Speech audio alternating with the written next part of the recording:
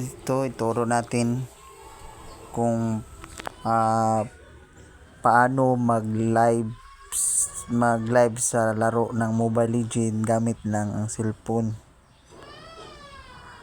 Ang kailangan dito guys is mag-download tayo ng apps. Gumamit tayo ng apps na gamitin natin para maka-live tayo sa laro nating Mobile Legends. At kung dito tuturo ko sa inyo, first tips mo ay pumunta ka sa Play Store. Play Store, pindutin mo yung Play Store. Pagkatapos dito tayo sa search, hanapin natin yung camera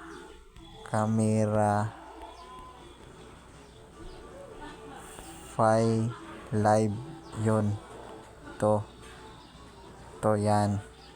Tapos pagkatapos nating makita yung camera Fi Live na yan, i-install natin yan. Install. Kasi dito maraming na gumamit na dito guys. Itong apps na to, marami nang gumamit nito. Nagla-live stream sila, sila ng games, nag-live sila. Pwede ka rito mag-live sa Facebook or sa YouTube kung gusto mo. Mamaya ipapakita ko sa inyo ano ang magamit nito na camera Fi Live, kung anong resulta.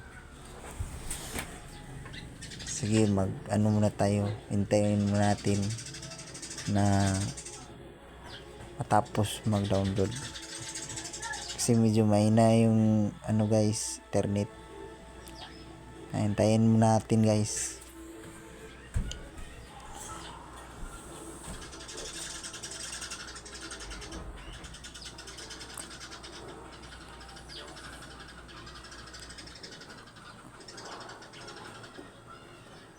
Hintayin muna natin kasi pagkatapos niyan mag-download,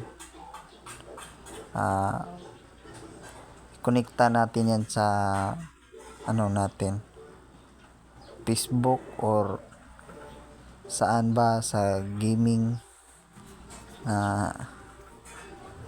kung ano yung ipapag-connect natin sa camera Fi Live na yan. Ayan guys, installing na, nag-install na siya.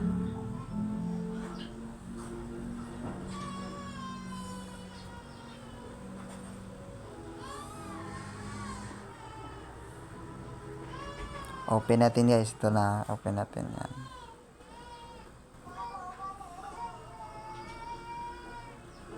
Tapos pag pindot mo, ito yung lumabas.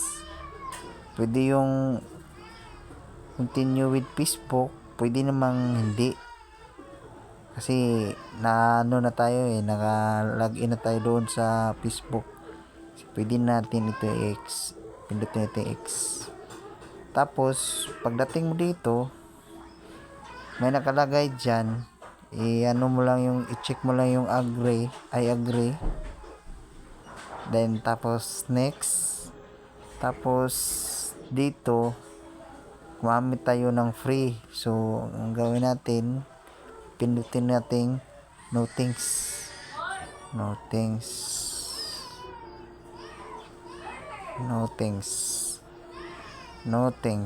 So pagkatapos dumating ka dito, kasi kapag mag-live tayo, tulad ng maglaro tayo ng ML, ang camera na gamitin natin is yung screen record. Ito yung screen video yung gawin natin. Pero kung ito yung gagamitin natin, ito ay pang front camera lang to, pang so dito tayo,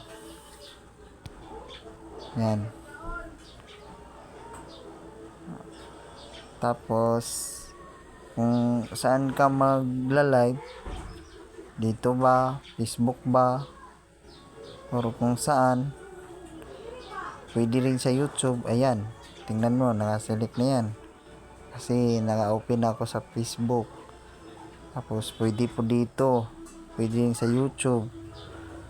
Yan, pwede rin yan. Pagkatapos, kung mag-live tayo sa Facebook, na maglaro tayo ng Mobile Legends, ito yun. Yan. Yan ang gawin natin. Yan. Dito tayo sa Facebook. Facebook na yan.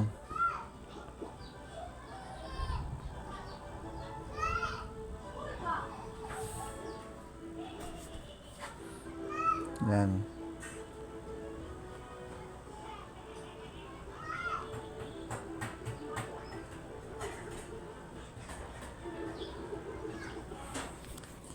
So, pagkatapos nyan, ay gawin natin tong start na yan.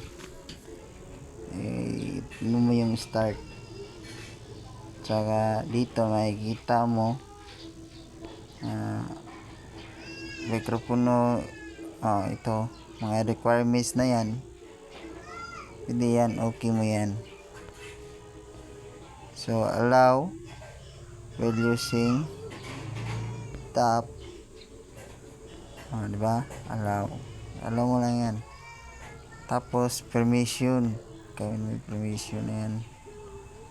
Tapos nakikita mo tong ano na to, yung camera file live na to, nakalagay dyan not allow. So click mo yan, allow display over the apps, over other apps. Yun, i-allow mo yan. Yan, kalaw na yan. So pwede mo na yung magamit. So punta tayo dito guys, balik tayo. So ayan, may lumabas na. Tingnan ta. Ito yan guys, ito lumabas na siya. Pagkalabas niyan,